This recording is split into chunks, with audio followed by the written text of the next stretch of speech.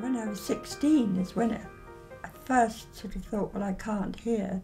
That was up in Scotland doing typing, shorthand typing course. But I wasn't really aware it was deafness. I suppose even at La Chasse, when the buzzer went, it hadn't really clicked in up here that I'm deaf. I refused to acknowledge it, you know, I'm not deaf. I absolutely refused to accept that I was deaf. So I never said anything about it. And if I didn't quite catch something, often I pretended I was just not interested, you know, and absolutely refused to. And I'd been deaf for about 10 or 15 years when I was told that it was causing a lot of tension.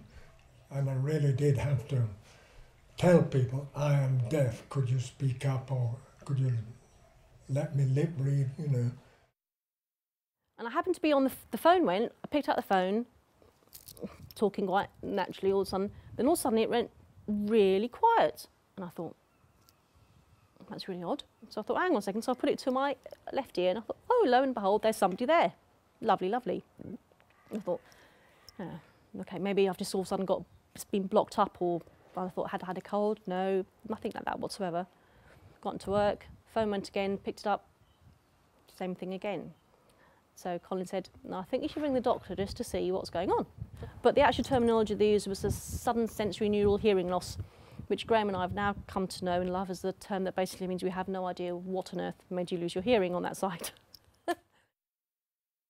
When this second lot of deafness, because I was deaf in my left ear for 30 years, but that was fine, I learned to cope with that. But when I lost the hearing in my right ear, your whole life collapses, because you're now stuck. I was in my own Alcatraz, I guess, in the sense that it just shatters your confidence completely. I mean, imagine waking up one day and you cannot hear. That's what happened to me. Literally, couldn't hear. I wake up, I put my hearing aids in, and nothing happens. I think this is odd. The left one's working fine, but the right one isn't. I'm banging on the bedside table, banging on the walls, that sort of thing, probably upsetting the next door neighbour. And I couldn't hear anything at all. I thought, well, that's 2 lots of hearing aids, 2 lots of battery. It's not the hearing aid, it's my ear. It made me very angry when I really faced up to it.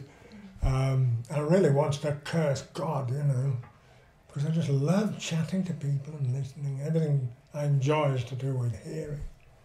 So I became very angry for a while. But woke up one morning and thought to myself, oh, this is a bit odd. Nah, can't be. Spoke to Graham. I was convinced he did. I could see him mouthing something. I thought, can't hear you. No. Whacked my, which is what you whack anything, that if it doesn't work, I just give it a whack to see if it works. So whacked my ear. So my complete and utter total hearing loss occurred on the 27th of October 2006, and that was the end of that. What made it worse, I was booked to go up to Nottingham to address a little conference of some managing directors. And I still remember it very clearly. It was on the 3rd of July, 2006. So that's just over 3 years ago. And I was booked for that. And this hearing collapse, if you like, had happened about 10 days before that. And I was wondering how on earth am I going to do this?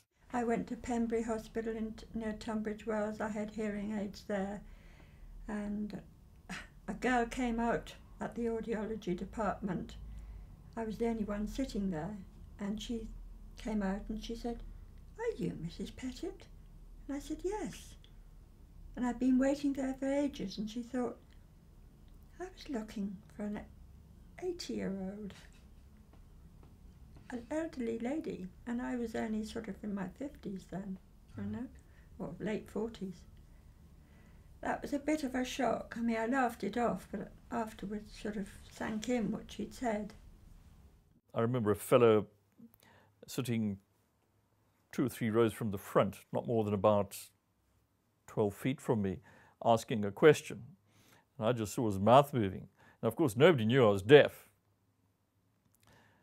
So now I'm on a spot. So I go up to the the MC guy, and I said, look, I've got a bit of a problem. I can't hear. What is he actually saying? And he kind of, okay, and he repeated he was standing this close to me, and he repeated the question. I still couldn't hear. And I had to, it was embarrassing. I miss punchlines, and if people are chatting and laughing and there's a lot of background noise, it's very difficult, very difficult. Well, it made the decision more difficult because when I spoke to people, they said, oh, don't be an actor if you're deaf. It's difficult enough if you can hear. There's so much competition, But I figured that, you can't let deafness hold you back. You just got to have a go. So I just plunged in. But it did make it more difficult to decide. I stayed away from any family events, anything where there was a lot of people, because I was finding it really difficult, even still having one ear that was fully functional, to really know what was going on. Over the next few months, I went a couple of times to Sainsbury's. I didn't have a hearing aid at all at that stage. I didn't even know what to do. Robin, my wife, was on the internet looking for help. She came across Link and RNID and various places, but we were still in the dark totally. Every morning we used to wake up and we used to have birds in the garden of every shape and size, and the racket, and that's what I missed the first thing in the morning. The next thing is obviously the family's voices, but the worst thing is now it's been some time and I can't remember what some of them sound like. That, I think, is the worst thing. I find very upsetting that I can't actually remember what their voices sound like. I always remember being very wary about talking to new people, just in case I couldn't understand what they said and making myself look like an idiot. I used to get a lot of migraines and headaches, and I still get very tired, and I can still get headaches if there's a lot of noise and a lot of talk. 2 or 3 people maximum. Going to buy milk and bread or whatever it was, and then coming to the cashier, and of course they say something, they talk to you or make a comment, and you just, and you look like and feel like such an idiot because you can't respond. And so of course all of those experiences just reinforce your problem. And the actor on stage said his line. I should have gone on, and then he should have said, but who comes here? So I was standing waiting, but no light was coming on, and I thought, this is a bit strange. Surely a light should have come on by now. And I couldn't look round to find out. So I decided I just got to go on. So I just marched on and found the actor saying for about the 10th time, but who comes here? And the whole audience collapsed. Very funny. Because, my thing was I was a trainer, so if I couldn't understand what people were asking me and I couldn't explain, and a lot of it was done on the phone as well, of having to show people what to do. So I'd finished with work. Work was done and dusted. And so then I was at home, and Graham was going out to work, which was good, because I think if he'd been at home, it would have made it harder. I needed him to do what he had to do on a normal basis, every day-to-day basis.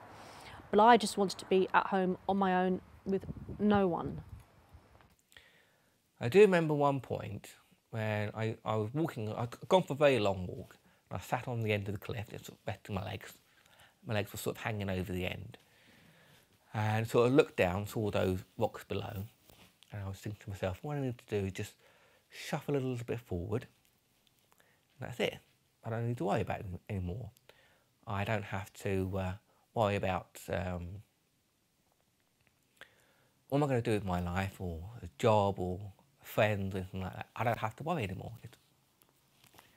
It will all be finished. And I said to myself, I can't do it. My dad will kill me. It got very bad.